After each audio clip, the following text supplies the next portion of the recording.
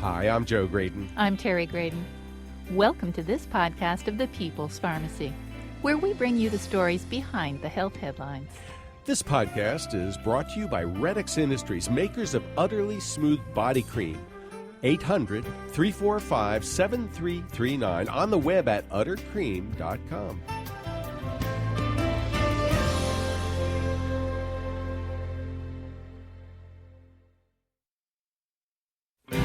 A traumatic event can leave lasting scars. Sights, sounds, or smells can trigger frightening reactions. Can this be changed? This is the People's Pharmacy with Terry and Joe Graydon.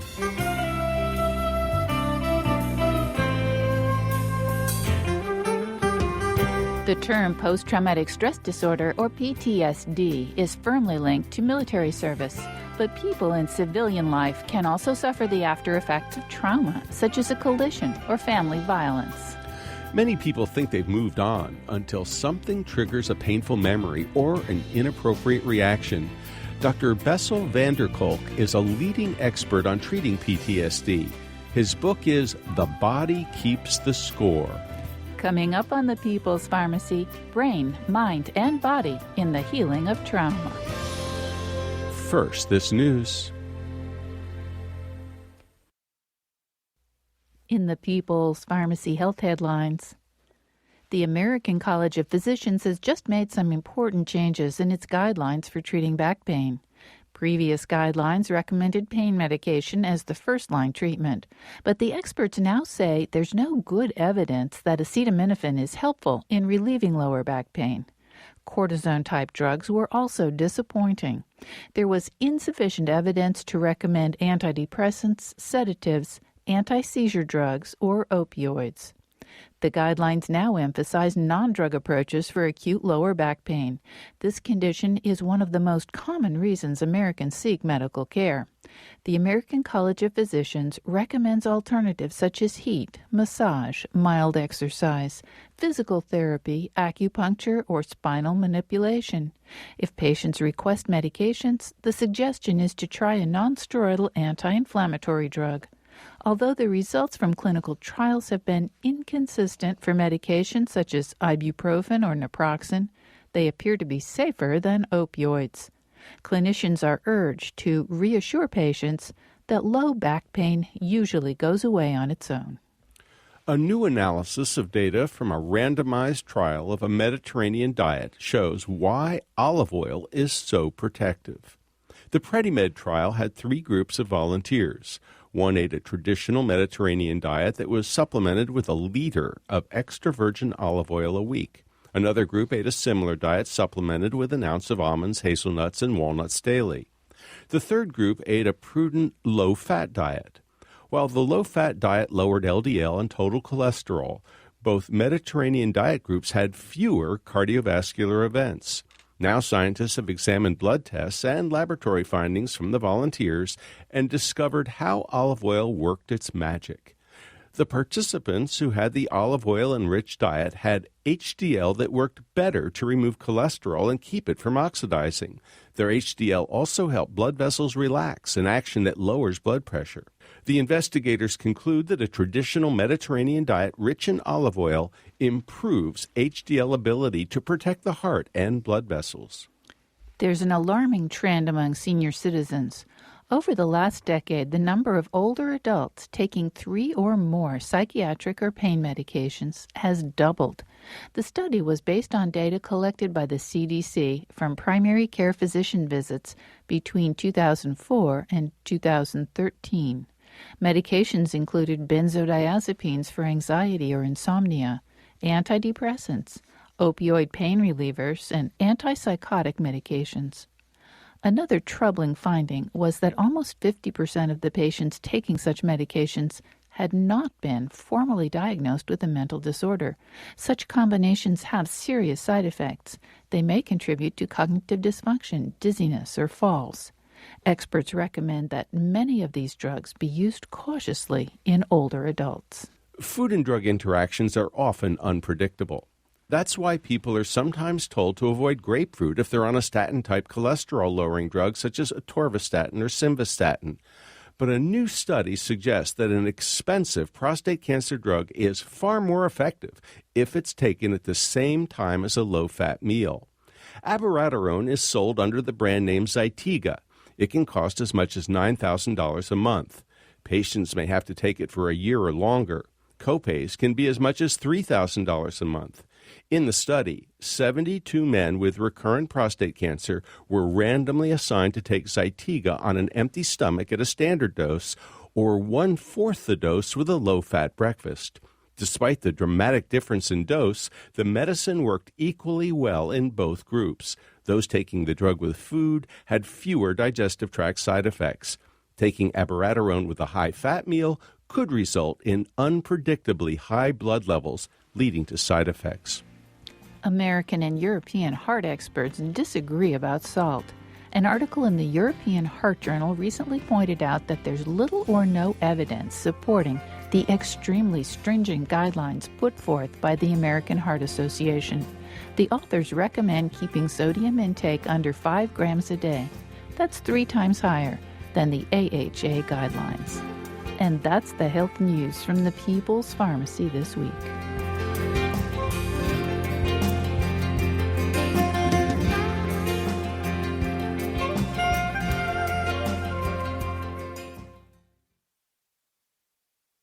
Welcome to the People's Pharmacy. I'm Terry Graydon. And I'm Joe Graydon.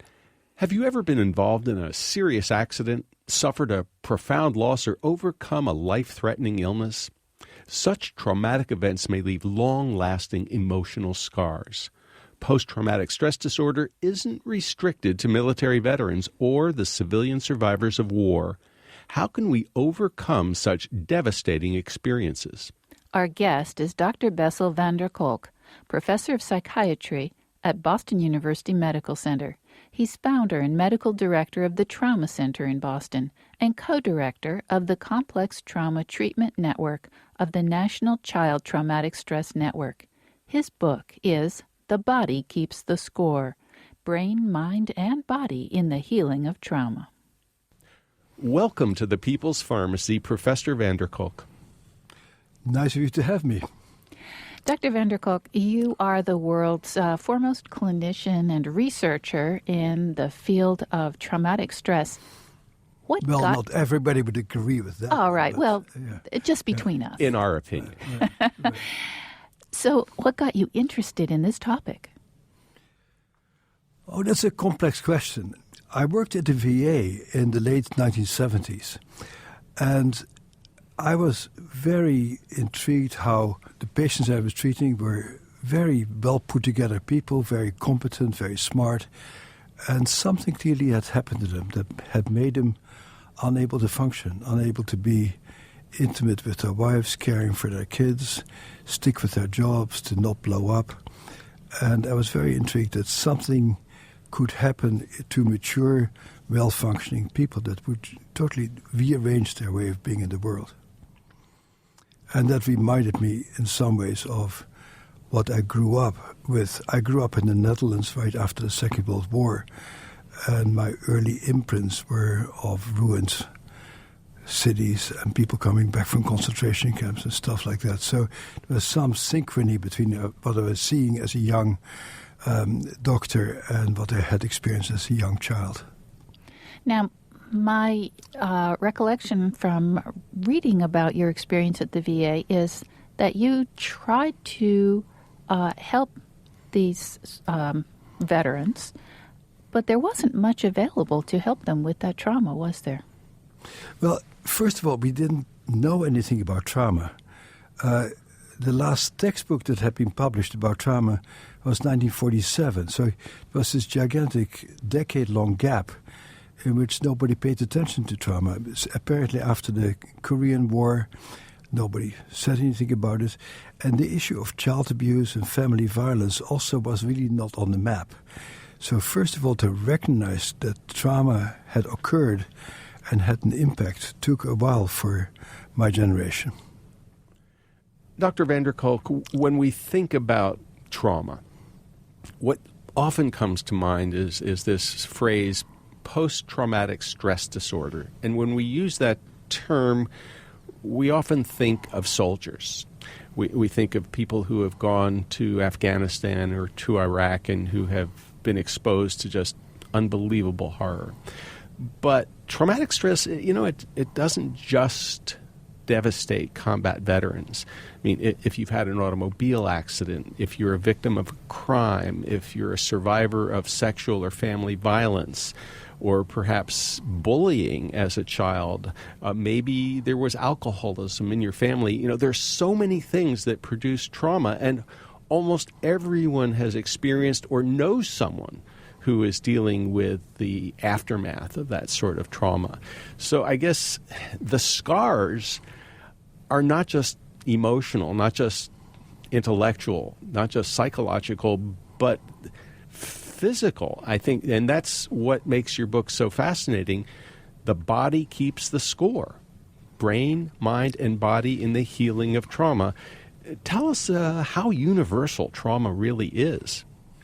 Well, that's the issue, is that as long as a trauma is public, like the Boston Marathon bombings or veterans, it is easily recognizable and easily recognized and gets the sort of attention it deserves. But much trauma happens in secrecy. It happens at the hands of one's caregivers or at the hands of one's intimate partners. That is actually the most common cause of trauma in women and children. And then the whole issue gets contaminated by shame and secrecy and not being able to talk about it and feeling like you must have done something wrong that has happened to you. Alcoholism in the family where people feel ashamed of what's going on. And so a lot of trauma is very secret and has a different expression in some ways than a very public trauma like what happens in veterans or what happens in car accidents, where people can see it and where one can talk about it because nobody's going to blame you for what happened to you. And indeed, the nature of trauma is not just that you have a memory of seeing something terrible, but that your body continues to respond as if you are in danger. And that means that the areas of your brain that are involved in perceiving danger are changed, and you see danger where other people don't see danger. Your body automatically explodes into rage reactions, or your body automatically shuts down because it's trying to hunker down in the face of some terrible perceived threat, even though in your rational mind you may see that this is not really dangerous. Your emotional brain, your survival brain, forces you back into that state of being a terrified human being. Is it possible that people actually forget or suppress the trauma? And I guess I'd like to share my own personal experience at this point, if I may. When I was about 2.5 years of age, I was diagnosed with polio. And really didn't remember much, if anything, about that experience, to be quite honest with you. And I thought, not a big deal, because I eventually was able to go on and walk normally. But about 5, maybe 10 years ago, a friend said, would you like to recapture your very first memory? And I thought, that's sort of an interesting idea. And began to go through this experience. And my first memory eventually came flooding back. And it was my memory of being in a hospital bed, in a children's hospital in Philadelphia, in traction, couldn't move. And there were these alien beings all around me in white coats and masks. I was in an isolation ward with other children who were dying from polio. And I had completely suppressed that memory, although once I recaptured it and I remembered that I'd had nightmares about this throughout my childhood and my teenage years.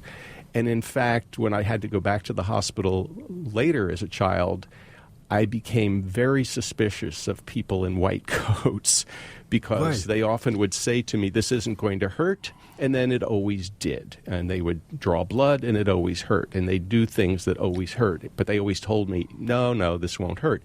So I became much less trusting. And I became less trusting of people in general because I figured they're going to let me down. They're going to lie to me. And that was even true of my family. I just didn't always trust them until I realized what the source of this all was. And even to this day, I have white coat hypertension. I can walk into a doctor's office and the nurse will take my blood pressure and it'll be 30, 40, 50 points higher than it would be at home. My body kind of reacting to that white coat situation. Wow. But I didn't have a clue that any of this was happening. See, that's such a typical story, that people's bodies continue to react. And you probably had this white coat phobia before you retrieved that memory. And so your body automatically perceives danger. Your conscious mind doesn't know where the danger comes from. And you may even hate yourself or feel ashamed about having this extreme reaction. And this happens all the time. For example, when I examined many people who were abused by Catholic priests, most of them actually retrieved their memories after this whole issue became public. They had pushed it away. Whether this is voluntary pushing away or involuntary is not always clear, because the brain does get overwhelmed. And oftentimes what gets stored is just these reactions or little images or body sensations or smells that trigger you. And then as more and more pieces of the memory become available, a story emerges. But the story is sort of the high-end part of the memory, while in the brain, the automatic reactions like you had is the more common expression of traumatic stress. It's these automatic behaviors. People hearing, seeing Vietnam veterans used to see, go to a Chinese restaurant and become enraged seeing an Oriental person. And they would be ashamed about becoming that angry and out of control. You see this all the time. This happens in school systems, where kids get triggered by minor things. They don't know why they get triggered, and then they get punished for being triggered. And of course, that doesn't help them and only increases their shame. Dr. van der Kolk, the idea that the body remembers but the brain might not seems so strange. The idea that my blood pressure can go up 20, 30, 40 points just having somebody in a white coat walk in the room, it just seems bizarre. But these memories seem locked into our biology. Your brain does remember it, but your mind doesn't. So when we hook people up in brain scans at that particular point, we would have seen, or we would see, an increase in activity in your amygdala and probably in your anterior cingulate. And we'll see certain things go offline and other things go online. So what we would see is that the filtering mechanisms of your brain filters in danger, where the rest of us would not filter that in, and would not filter in a sense of safety. And so it's really the gateway of your perception that changes. You're listening to Dr. Bessel van der Kolk, one of the world's leading experts on treating traumatic stress. He's a professor in the Department of Psychiatry at Boston University Medical School and author of The Body Keeps the Score. When we come back, we'll learn more about how trauma is diagnosed. How can early childhood trauma be addressed? We'll find out how individuals suffering from PTSD can regain a sense of self. How well do medications work for these people? We'll also find out why Nelson Mandela found boxing to be a great way to deal with his own traumatic stress.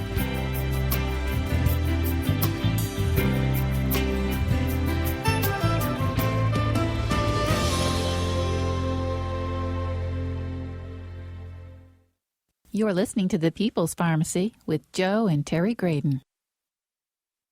If you like this podcast of The People's Pharmacy and want to continue the conversation, you can join us online at facebook.com/People's Pharmacy to share your thoughts or comments.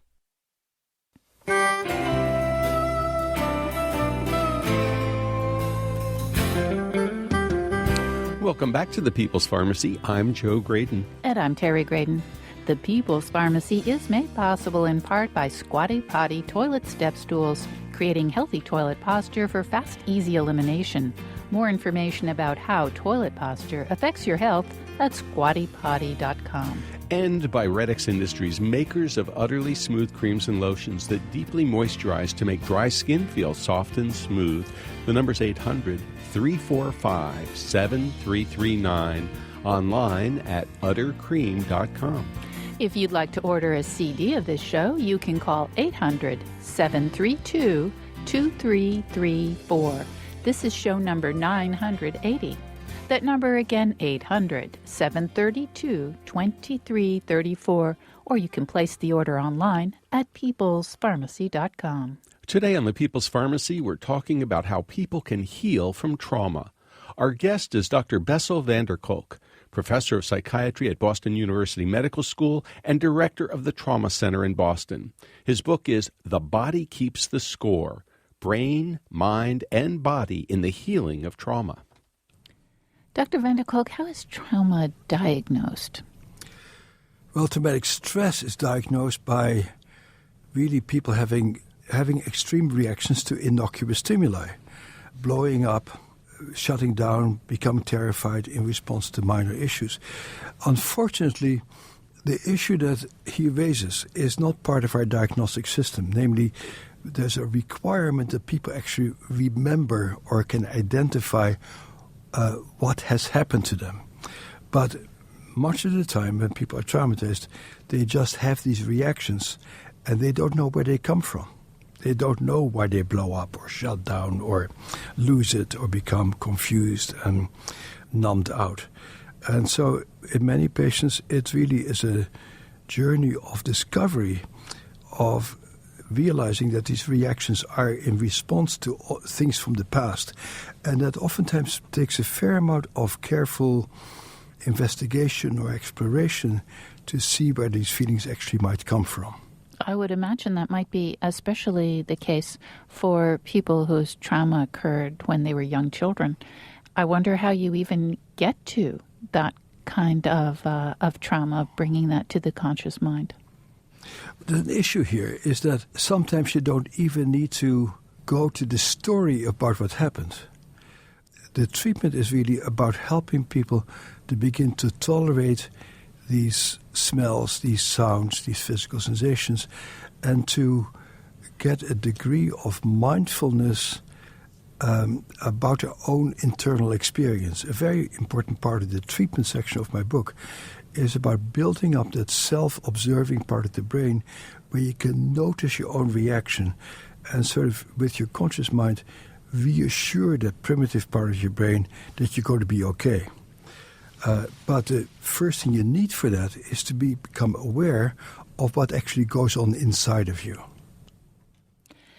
You wrote about an interesting research experiment that you did with an early form of brain imaging in which you had people talk about their trauma, and essentially it turned out that what they talk about is not so much the whole story, but just the images, the fleeting feelings. It's a somewhat different. We realized that in order for people to really have the full reliving of the trauma, we need to provide them with the images, the smells, the body sensations. So we harvest those from people. So when people come to see us, we say, what did you hear? What did you see? What did you smell? What did you say to yourself at this point? And if we deliberately want people to have a flashback, which, of course, when we try to help people, we never want to do, then we harvest these sensations, and the sensations is what reinstates that state of feeling traumatized. It's always a very sensory pathway. You don't get there by stories, but you get there by images, sounds, smells, etc., etc. So being touched in a particular way makes people feel like it again, or seeing an image makes people feel like it again. So in this neuroimaging study, we caused people to have flashbacks, and then we saw what happened to their brains. The sense of what I'll call loss of self, or even a kind of a depersonalization after, trauma, and then recapturing that sense of self sounds pretty tricky and may require some pretty specialized treatment from a knowledgeable clinician. How do you help your colleagues master this technology, this technique? Well, actually, it isn't that specialized. There's over 20 million people in this country who do yoga. There's numerous people who go to meditation retreats. What it requires is that people get to know themselves and allow themselves to feel what they feel. And so a good therapist would help a person to explore their internal experience, what's going on inside of them, and to not become afraid of what they're feeling inside. And not to say the moment that people are having uncomfortable sensations, let's give you a drug to make these feelings go away. The treatment of traumatic stress is really about learning to become comfortable with your own internal experience by befriending yourself.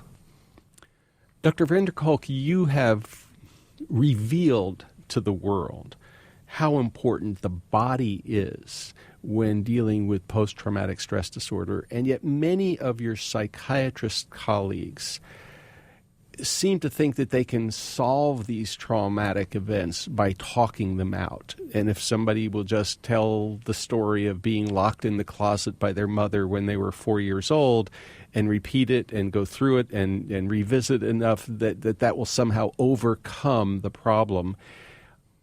Is that a little simplification of how to deal with post-traumatic stress disorder? I think it's a sad and somewhat cynical way of dealing with it. And I think it's done by people who have given up hope that patients will get better. And so the only reason why people would continue to do the same old, is because they don't know that people can actually get better. But the moment you really start exploring things outside of the mainstream, and you see that body therapies can get people better, and that neurofeedback can get people better, and that EMDR can get people better, you as a clinician start seeing that you are able to do much more for your patients than you were taught back in school, where you learned how to be a doctor or a therapist. And so what I try to do in my book is to really show both consumers and doctors and therapists that there are many more options than people ordinarily get taught in their various textbooks in their schools. Well, that's fascinating, because I think a lot of clinicians have, for the last 30 or 40 years, perceived stress, anxiety, panic reactions as the manifestation of whatever, and I've got a drug. I've got, in the old days, barbiturates, phenobarbital, pentobarbital. Now we have benzodiazepines. So let's try diazepam, Valium, or now we have newer drugs like Xanax, alprazolam. Or Abilify and Risperidol and Seroquel. Yeah, and they'll pull out the heavy-duty, the big guns, the antipsychotic drugs that really will calm you down. And so the idea was, let's just kind of pour oil on troubled waters, and that will solve the problem. Well, it turned out it didn't solve the problem. I started out my career being a close friend of the drug companies, because they were good to us and we were good to them, and we did all kind of wonderful research about very promising drugs like Prozac and Zoloft. And then it turned out that they're not terrible drugs, but they don't really make all that much of a difference. They can just make a little bit of a difference, oftentimes enough to allow you to face yourself. What became clear, that is just the beginning of liberating yourself from your trauma. It's not like take a drug and go home. Sometimes drug can help you to get you into a mind frame where you can actually start dealing with stuff. Stress is okay. Life is filled with stress. We all go through terrible, stressful things. We live in a very stressful culture, and we cannot make it go away. And when we blunt our sensitivities to our stress, we also blunt our sensitivities to self-care. Do not learn that it's time to take a break. It's time to take care of yourself. It's time to look after yourself and nurture yourself. And so these warning signals in the brain are there for a good reason. In traumatic stress, they become too powerful and start overwhelming people. but all of us need our warning signs, and it's important not to shut them off. Dr. van der Kolk, you wrote about the 9/11 disaster in New York City, and obviously some people were extremely traumatized by witnessing those planes smashing into the towers. But you write about a 5-year-old, Noam, who was able to start picking up the pieces of his life the very next day, even though he actually witnessed the plane because his daycare center was so close to Tower 1. Can you tell us a little bit about Noam and why his reaction is important? Yeah. Well, first of all, what happened in New York was the reaction to the events was spectacular. And there was an extremely low amount of PTSD because the social response was so thoughtful and so generous, and people were so well taken care of.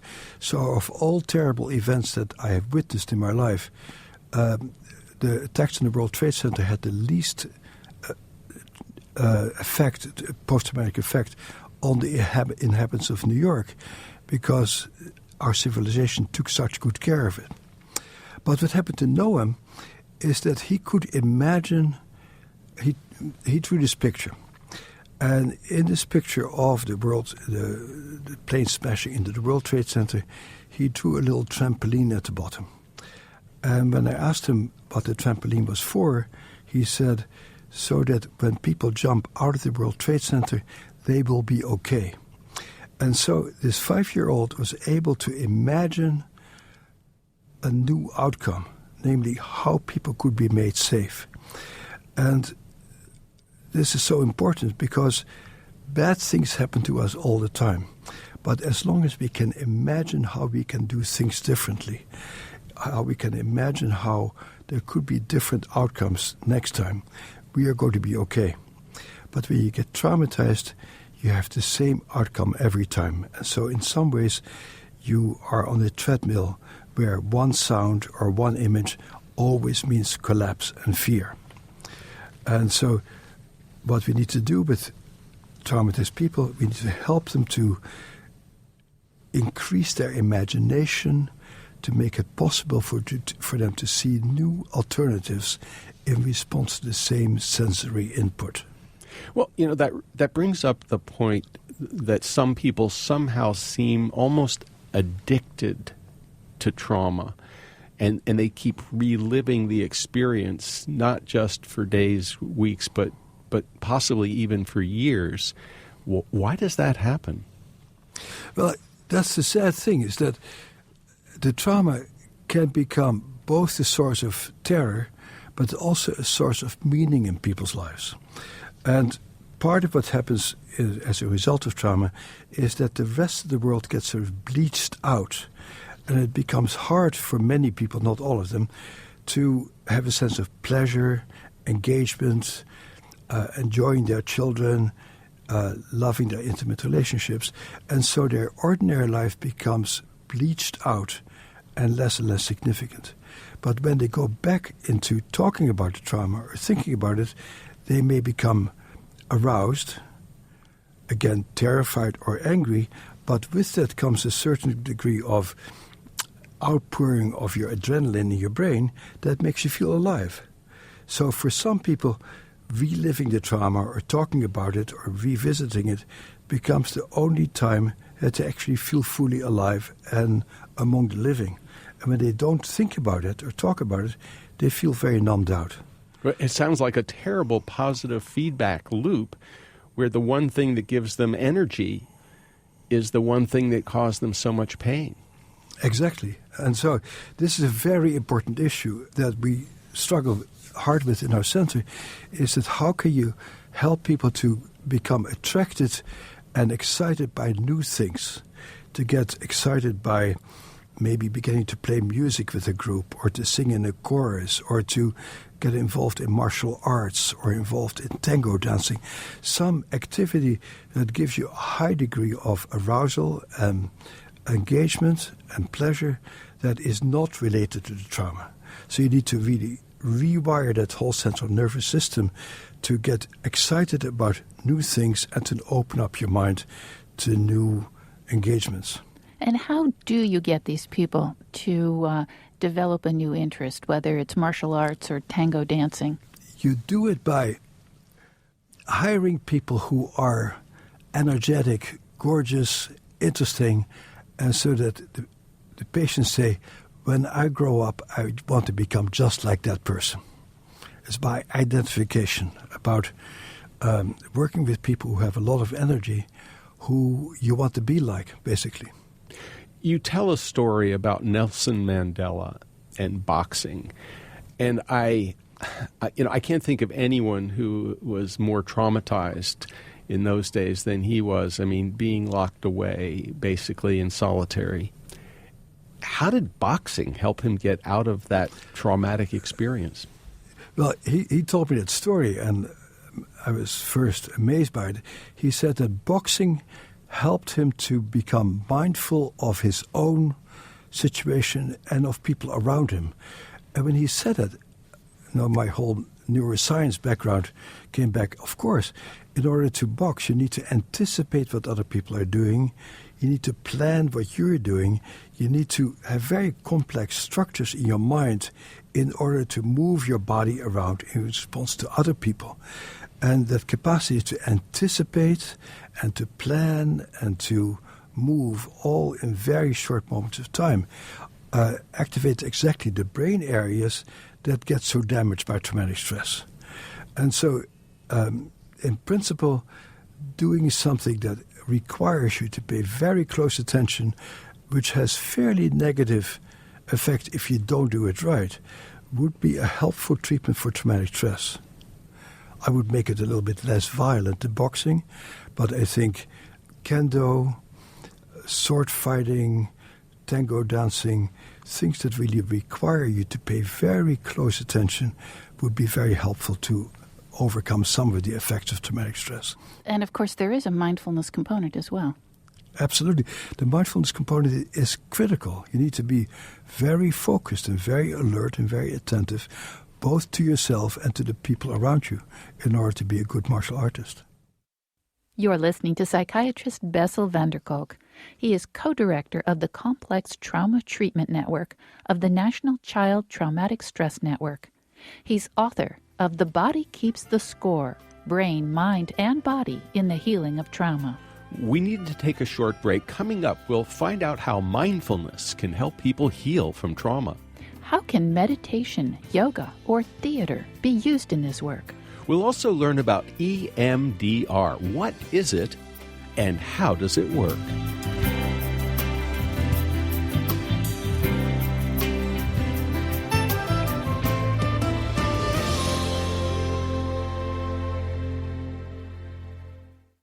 You're listening to The People's Pharmacy with Joe and Terry Graydon.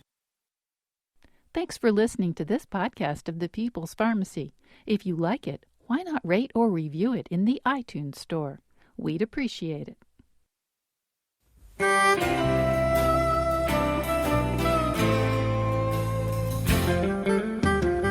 Welcome back to The People's Pharmacy. I'm Joe Graydon. And I'm Terry Graydon. The People's Pharmacy is brought to you in part by Squatty Potty Toilet Step Stools, creating healthy toilet posture for fast, easy elimination. More information about how toilet posture affects your health at squattypotty.com. And by Redx Industries, makers of utterly smooth foot cream with shea butter, helping dry, cracked feet feel soft and smooth. The number's 800-345-7339, online at uttercream.com. If you'd like to order a CD of today's show or any other People's Pharmacy broadcast, you can call 800-732-2334. Today's show is number 980. That number again, 800-732-2334, or find it online at peoplespharmacy.com. Today we're talking about how post-traumatic stress disorder disrupts people's lives and what can be done to help them overcome it. Our guest is Dr. Bessel van der Kolk, professor of psychiatry at Boston University Medical School. His book is The Body Keeps the Score, Brain, Mind, and Body in the Healing of Trauma. Dr. van der Kolk, we were just talking about mindfulness, and I wonder if you can kind of summarize for us how mindfulness-based stress reduction helps people who have experienced trauma and are having a stress reaction. Well, mindfulness is a complex issue with trauma because when you're traumatized, the hurt, the pain, the feeling frazzled is located in your body. And so when you become still and you allow yourself to not be stimulated by outside things, many traumatized people get very upset. They like to keep their television on, they like to keep in with a lot of outside stimuli, because becoming still and noticing what goes on inside of yourself may become very upsetting. Yet you can only get better if you actually befriend yourself. And so what we found is that meditation was probably too much for most traumatized people because they could not tolerate the stillness which comes with meditation. And we substituted yoga. And by sitting in a chair or lying on a mat and moving yourself, you focus your attention still on yourself, but you focus your attention on your muscles, on your movements, on your tensions that you feel.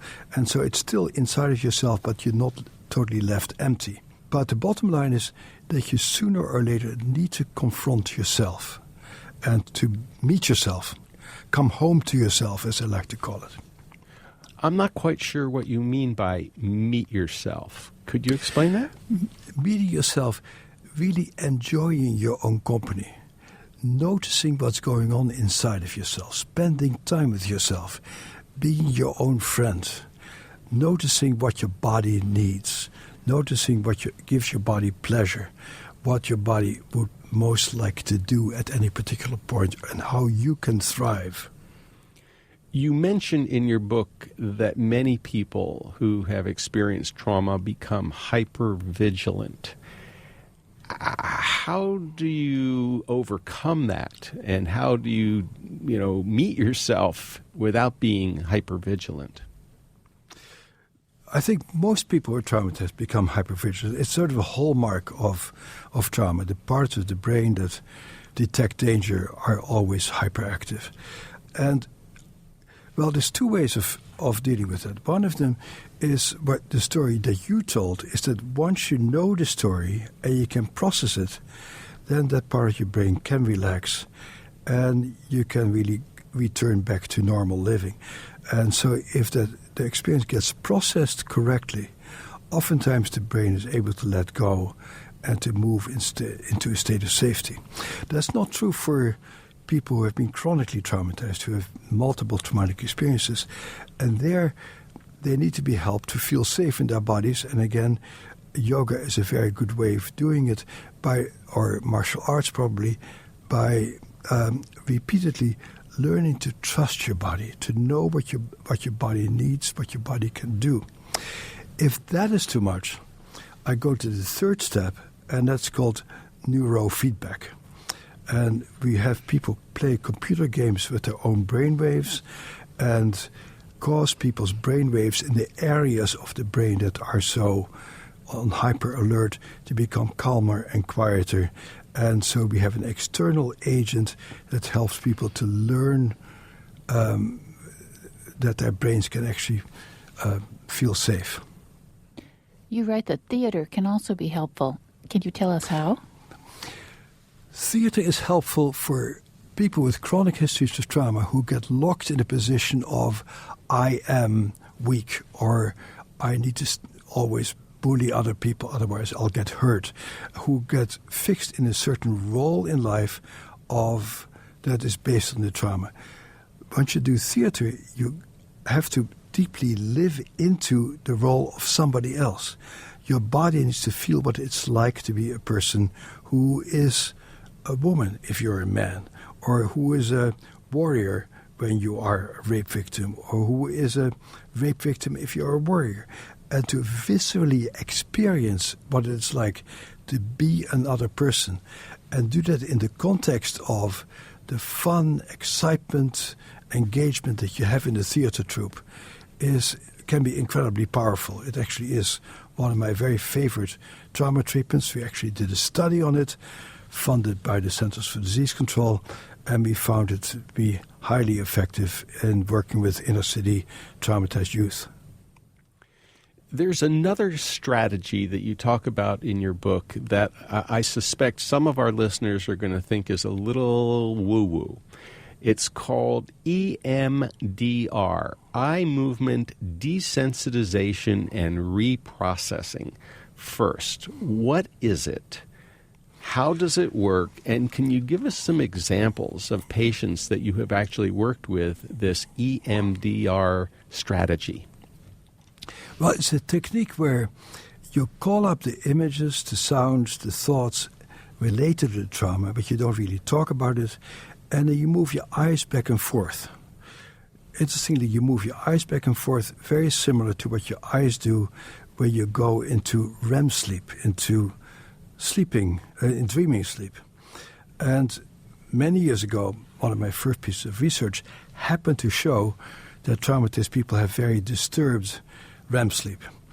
And we didn't make anything of it at that time until EMDR, which indeed sounds pretty strange when you first hear about it, but when you think about it, it's not any more strange than taking a serotonin reuptake inhibitor, which is just as strange. But it's mainstream, so we don't question that. But it turned out to be a very effective treatment. In fact, I got funded by the National Institute of Health to do a large EMDR study, comparing it with Prozac, and EMDR was a much better treatment. In fact, our data on EMDR were as good, if not better, than any other study ever done for post-traumatic stress disorder. And so it turned out that indeed this treatment is extremely helpful. And it's particularly helpful if people have a recent distinct trauma. For example, 2 years ago, I saw a man here in Boston who had been was riding his bicycle. A car drove over him and dragged him along, was unaware that he was being dragged along, and that accident destroyed his leg. He was a very devastated man. And I started to do EMDR with him, and one of the first thoughts that popped into his mind was, boy, am I strong that I was able to hold on to that car, which prevented that car from driving over me and killing me. And I didn't say anything. I just continued with the EMDR. And the next thing that came up with, he sort of got this look of pleasure on his face, and he said, man, that leg, my leg was destroyed, but that leg saved my life. Because if I had not been able to drag on that leg, I would have been dragged along with my pelvis. And if my pelvis would have been scraped along the road, I would have been killed. And I'm still alive thanks to that leg that saves me. So these were thoughts that came up in his own mind that were somehow stimulated with the EMDR to help him to rearrange his perception of what had happened to him. Dr. van der Kolk, I love that story about his perception, but I want to know, what were you doing? What is this EMDR technique?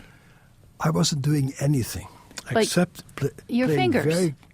I was moving my fingers from side to side, and he moved his eyes in front of me.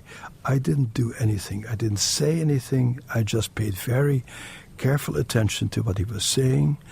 I stayed in very close touch with him, and from time to time I would stop the eye movements and say, what do you get now? And so I was a very supportive presence, but I did not try to inject anything into him. I allowed his own mind to come up with his own solutions. Well, let me try to better understand this, because, again, for many of our listeners, what you're saying is a little mysterious. So in this case, the patient is sitting in front of you, and you're using your finger back and forth in front of his face so that his eye movements have to follow your finger. Is that correct? That's correct. Mm-hmm. And how long do you do this for, and how long does it take to begin to have an effect?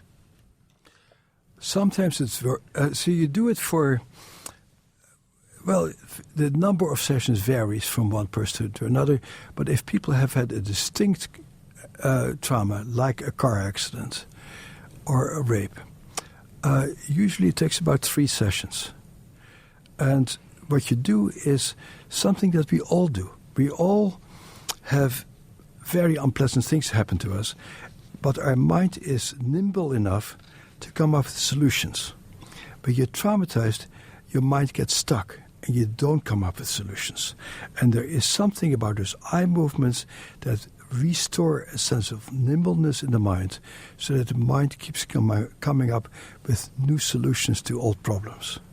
Dr. van der Kolk, you've been talking about helping people feel safe in their bodies, to realize that they are safe. But before you can do that, people actually need to be safe. And I'm thinking about situations of family violence. And what is so often said is, well, if he's beating her up, why doesn't she just leave? And what came to my mind as I was reading your book was the research you reported on the dogs who were subjected to shocks that they could not escape, this learned helplessness. Can you tell us a little bit about this? And am I leaping to a conclusion that's unjustified? Well, I think there's 2 issues here. One is the learned helplessness, that if you have had enough traumatic experiences, you have a profound sense of helplessness. And that becomes your default state in the world. So when you feel upset or frightened, you go back to say, there is nothing I can do to change my situation. And indeed, Marty Seligman and his colleagues found that dogs who get shocked and who cannot get out develop learned helplessness, and even when given the opportunity to leave, they don't go. There's some other research that showed, again, that animals who grow up in very stressful situations, when they are upset, go back to the location where they got stressed rather than to new and safe locations. So creatures, people and animals both, go back to what's familiar, even though what's familiar is not safe. The third element here is that the more scared you get, the more you are looking for somebody to help you. That happens to all of us. That's normal. But if you are scared by the person who actually threatens you, the person you may turn to for comfort when you feel so threatened is your abuser. And so people who live in chronically abusive situations develop very dependent relationships oftentimes with their abuser, because without their abuser they feel even more scared to go on their own. Dr. van der Kolk, in summing up your book, The Body Keeps the Score, Brain, Mind, and Body in the Healing of Trauma, you suggest that there are many ways that trauma victims can overcome the stress and the anxiety and that post-traumatic stress disorder, seeking professional help, finding people to fill the void, reclaiming their lives, moving forward with the help of friends and family, but also doing things like theater, like yoga, like finding someone who knows EMDR. It sounds like it's a whole integrative approach. Can you sum up for us, please, the message of The Body Keeps the Score? Yeah, the message is that we have self-healing systems built into ourselves. And in order to overcome trauma, we have to activate those self-healing systems. And those self-healing systems are involved with relationships with other people, particularly rhythmical relationships. Our brain is a rhythmical organ, and we lose our synchrony with ourselves and other people when we get traumatized. So re-establishing a sense of synchrony with yourself and others is critical. So sitting still, sitting in front of a television, passively talking about the same story over and over again simply is not going to do it. You need to do something with your body to activate your natural healing systems, and that involves movement, it involves breathing, it involves intentionally doing things and establishing a sense of safety inside. I think that any activity that gets you in sync with other people, will make you feel better. That may include singing in a chorus, playing in a band, playing music with other people, dancing with other people, anything that allows your body to learn to safely be in sync with the bodies around you is a very important piece. And in order to overcome the trauma, sooner or later you need to visit it and see on a very deep level that what happened to you did indeed happen to you, and that it happened a long time ago, and that it is not happening right now. Dr. Bessel van der Kolk, thank you very much for talking with us on the People's Pharmacy today. Thank you very much for having me.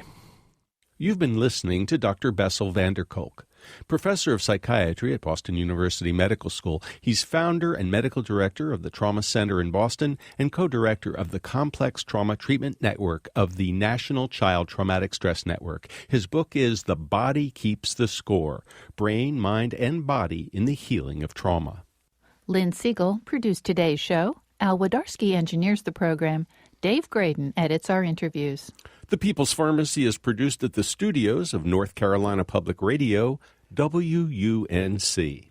The People's Pharmacy theme music is by B.J. Liederman. The People's Pharmacy is made possible by Red X Industries, makers of utterly smooth Extra Care 20 cream with 20% urea for extra skin protection.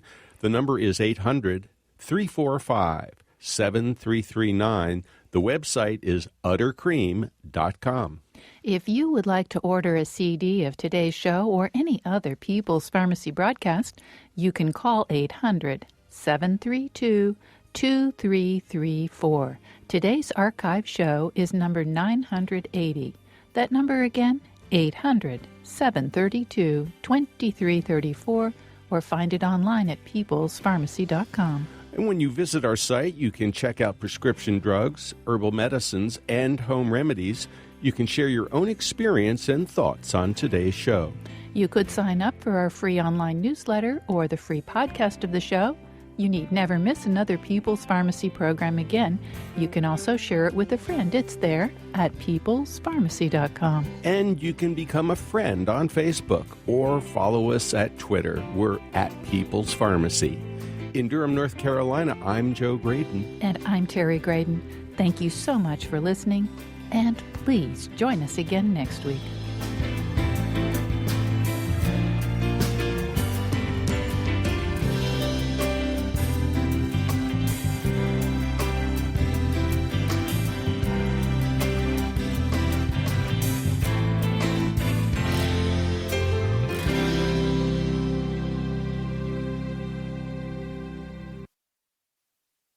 We hope you enjoyed this podcast. If so, please consider taking a minute to write a review on iTunes. And thanks for listening to The People's Pharmacy.